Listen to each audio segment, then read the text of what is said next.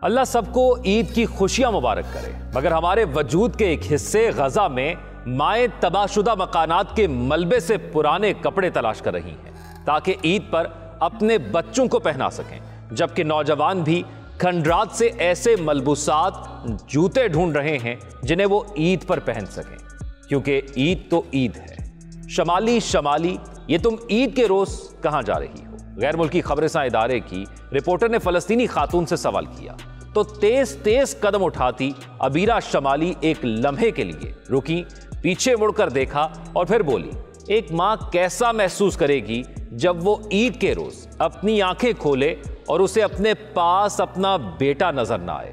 میں اپنے بیٹے سے ملنے جا رہی ہوں، مگر یہ تو قبرستان کا راستہ ہے۔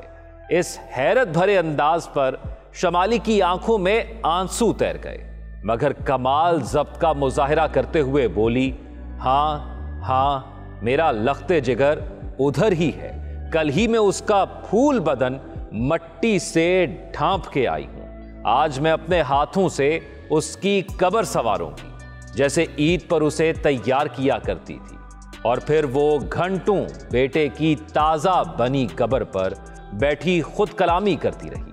وہیں کہیں ایک کونے میں اپنے والدین اور بہن بھائیوں کے غم میں آنسو بہانے والے ایک بچے کو ایک دکھیاری فیض احمد فیض کی زبانی تسلی دے رہی تھی، مت رو بچے، رو رو کے ابھی تیری امی کی آنکھ لگی ہے، مت رو بچے، کچھ ہی پہلے تیرے ابا نے اپنے غم سے رخصت لی ہے، مت رو بچے، تیرا بھائی اپنے خواب کی تتلی پیچھے دور کہیں پردیس گیا ہے، مت رو بچے، تیری باجی کا ڈولا پرائے دیس گیا ہے، مت رو بچے، تیرے آنگن میں مردہ سورج نہلا کے گئے ہیں، چندرما دفنا کے گئے ہیں، مت رو بچے، امی، ابا، باجی، بھائی، چاند اور سورج تو گر روئے گا تو یہ سب اور بھی تجھ کو رولائیں گے، تو مسکائے گا تو شاید سارے ایک دن بھیس بدل کر تجھ سے کھیلنے لوٹ آئیں گے۔ وہاں شمالی اکیلی نہیں تھی، اس قبرستان میں چند دنوں کے دوران 1000 سے زائد قبروں کا اضافہ ہوا تھا اور عید کے روز بھی نئی قبریں کھودی جا رہی ہیں۔ اسرائیل نہتے، بے بس اور مظلوم فلسطینیوں پر مسلسل گولہ بارود برسا رہا تھا۔ ناظرین، یہ واقعہ صرف 2025 کا نہیں ہے، یہ بات 2014 کی ہے جب اسرائیلی فوج نے عید کے تینوں دن حملے کر کے 318 افراد کو شہید کر دیا تھا، جن میں اکثریت عورتوں اور بچوں کی تھی۔ ان حملوں میں 22 مساجد شہید ہوئی تھیں تو 28,000 سے زائد رہائشی عمارتوں کو نقصان پہنچا۔ 2021 کے ماہ سیام کا آغاز ہوا تو بدمست اسرائیلی فوج ایک بار پھر فلسطینیوں پر چڑھ دوڑی، یہاں تک کہ عید کے روز بھی اسرائیلی جنگی جہاز فضا سے بم برساتے رہے۔ ان حملوں میں 65 بچوں سمیت 232 فلسطینی شہید جبکہ 1900 زخمی ہوئے۔ اسرائیلی بمباری سے 2000 گھر ملبے میں تبدیل ہوئے اور 37,000 مکانات کو نقصان پہنچا۔ 2024 کی عید بھی ایک ایسے موقع پر آئی تھی جب غزہ اسرائیل کی سفاکیت اور اپنوں یعنی مسلم امہ کی بے حسی اور بے حمایتی کے نتیجے میں ملیا میٹ ہو چکا۔ 6 ماہ سے جاری اسرائیلی بربریت سے پچھلی عید تب گزری اور اب تقریباً 18 ماہ بعد ایک اور عید آ گئی ہے، لیکن حالات ویسے کے ویسے ہیں۔ غزہ کے لوگوں کے لیے یہ عید بھی ویسی ہے، یہ رمضان بھی ویسا گزرا۔ اس سے پہلے یہ امید ضرور لگی تھی کہ 20 جنوری کو جب امن معاہدہ ہوا تو یہ معاہدہ جاری رہے گا، یہ رمضان پرسکون رہے گا، اس رمضان میں جو فضائیں ہیں وہ صرف آذان سے گونجیں گی بلکہ جنگی طیاروں سے نہیں۔ لیکن یہ رمضان بھی ویسا رہا، اس رمضان میں بھی ننھے معصوم بچوں کو شہید کیا گیا، لوگوں کو بے گھر کیا گیا، نسل کشی کی گئی۔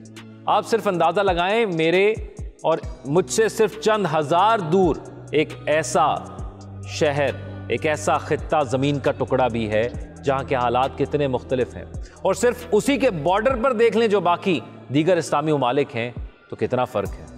ایک طرف میں، آپ، عرب ممالک، تمام اسلامی ممالک اور غیر مسلم ممالک جہاں پر مسلمان رہتے ہوں گے انہوں نے عید کا آغاز کس طرح کیا ہوگا؟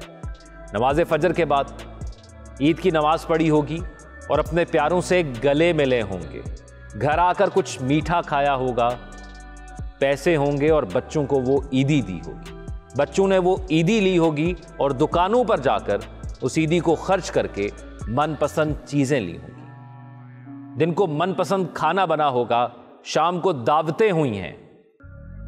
اب ذرا غزہ کی صورتحال دیکھتے ہیں۔ غزہ میں کیا ہے؟ غزہ میں صبح آنکھ کھلی تو یا تو کسی خیمے میں کھلی، یا کھلے آسمان تلے کھلی، یا اپنے کھنڈر نما مکان کے اوپر کھلی۔ پھر عید نماز پڑھی گئی، وہ بھی کسی ایک کھلے میدان میں پڑھی گئی یا کسی ملبے کے اوپر پڑھی گئی۔ اس کے بعد جب وہ لوگ گھر واپس آئے، عید کی نماز پڑھنے کے بعد ان کے پاس اپنے نہیں تھے جن سے وہ گلے ملتے، ان سے ملنے کے لیے وہ قبرستانوں کے اندر گئے، کیونکہ اتنے زندہ افراد ان کے گھر کے اندر موجود نہیں ہیں جتنے اس 1.5 سال کے اندر قبرستانوں میں ان کو دفنانے پڑے۔ اور صرف بات یہاں پہ ختم نہیں ہوتی، بات یہ ہے کہ وہ جو ان کے گھر کا ملبہ ہے یا ان کے محلے کا جو مکان گرے ہوئے ہیں، انہیں نہیں معلوم کہ جو ان کے بہن بھائی، عزیز و اقارب، قریبی لوگ لاپتہ ہیں، کیا وہ ان ملبوں میں موجود ہیں یا کہاں شہید ہو گئے۔ ان کو تو یہ بھی نہیں پتا کہ ان کی قبر کہاں ہے۔ کتنے لوگ اجتماعی قبروں پر اپنے پیاروں کے لیے عید کے موقع پر ان سے ملنے گئے ہوں گے۔ فلک پر ماہ سیام کا جب چاند نمودار ہوا تھا تو جہاں اپنوں کی یاد میں سسکیاں، آہیں ابھری، آنکھیں پلکیں نم ہوئیں، وہیں اس زندہ قوم کے پیر و جوان، مرد و عورت ماہ مقدس کو خوش آمدید کہنے کھڑے ہوئے تھے۔ آپ کو یاد ہوگا کہ جب اس سال رمضان کا آغاز ہوا تو پھر ہم نے وہ منظر دیکھا کہ جب ملبوں کے اوپر افطاریاں اور سحنیاں سجا کر اس ماہ مقدس کا استقبال کیا گیا۔ ناظرین، فلسطین میں مدتوں سے ماہ رمضان کی آمد پر گھروں میں خصوصی لالٹینیں روشن کرنے اور گھروں بازاروں کو جھنڈیوں سے سجانے کی روایات رہی ہیں۔ اس بار نہیں تھی، روایات تبدیل ہو گئی، اور اس سال پناہ گزین کیمپوں کے خیموں اور ملبے کا ڈھیر بنے گھروں میں پورے جوش و خروش کے ساتھ کوشش کی گئی کہ اس خوشی کو کسی طرح سجایا جائے۔ گھر تو موجود نہیں تھا جہاں پر لالٹین لٹکائی جاتی، لیکن ملبہ موجود تھا جس کے اوپر وہ لالٹینیں لٹکائی گئی اور دکھایا گیا کہ ہمارا جوش ابھی زندہ ہے۔ جوانوں نے اس عید کے موقع پر بھی اور ان رمضان کے دنوں کے اندر بھی گلی محلے صاف کیے، شہید مساجد سے اینٹیں روڑے ہٹا کر اس پورا ماہ رمضان انہوں نے تراویح بھی پڑھی اور عید کی نماز بھی ادا کی، اور اپنے پروردگار کے حضور سربسجود ہو کر اسی کے آسرے پر تو ان کے یہ انتہائی کٹھن دن گزر رہے ہیں۔ آگ و خون کے طوفان میں ایسا عزم اور جذبہ، اپنی دینی اور ملی روایت سے ایسی پرجوش وابستگی، دوست دشمن سبھی حیران ہو گئے۔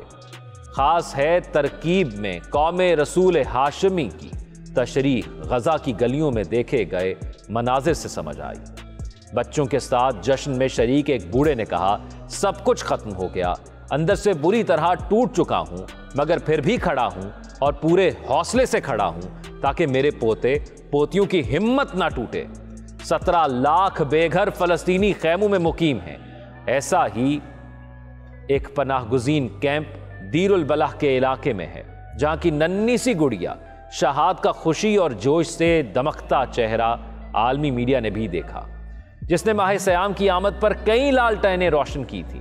وہیں عمیرہ نامی ایک خاتون کہہ رہی تھی کہ دکھ بہت ہیں، نقصانات کی طویل فہرست ہے، عزیزوں رشتہ داروں سے محرومی کا غم بھی ہے، مگر ہم رمضان کی خوشیاں ضرور مناتے رہے ہیں اور اب عید بھی خوب منا رہے ہیں۔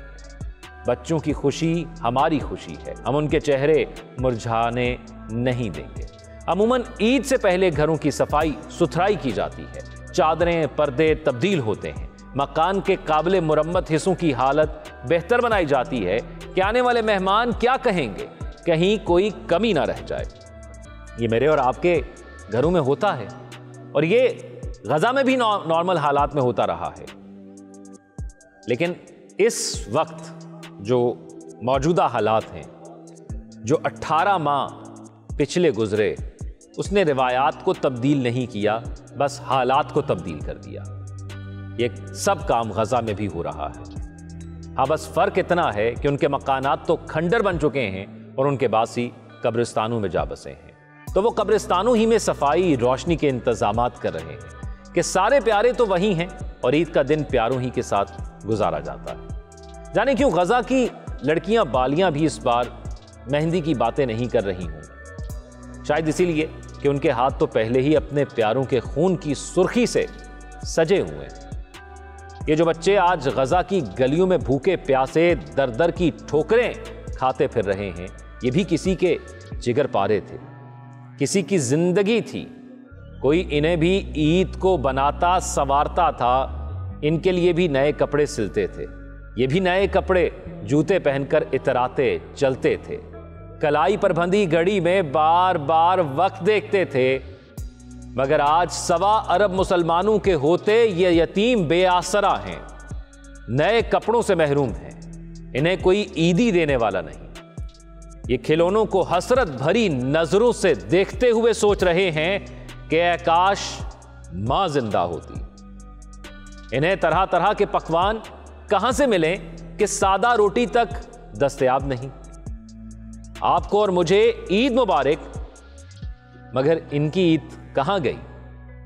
سوچئے گا، کمنٹ میں اپنی رائے سے آگاہ کیجیے گا۔ اپنا خیال رکھیے گا۔ اللہ حافظ۔